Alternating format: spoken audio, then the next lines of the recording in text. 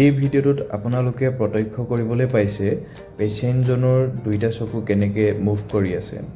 তেখেতৰ এইটো জন্মগতভাৱে এইটো সমস্যা আছে, এইটো কনজেনিটেল নিষ্টেগমাছ তেখেতৰ। এতিয়া নিষ্টেগমাছনো কি আপোনালোকে চাওক। Nystagmus is a condition where your eyes make rapid, repetitive, uncontrolled movements. Your eyes may move in different directions.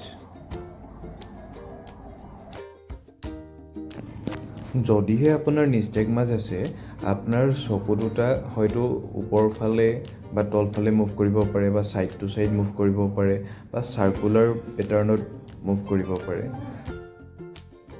নিষ্টেগমাছ কিছুমানৰ জন্মগতভাৱে হয় আৰু কিছুমানৰ পাছৰ ষ্টেজত হ'ব পাৰে। ইয়াৰ পটেনচিয়েল ট্ৰিটমেণ্ট হৈছে গ্লাছেছ, কণ্টেক্ট লেন্সেছ, মেডিকেশ্যনছ আৰু চাৰ্জাৰী। ধন্যবাদ।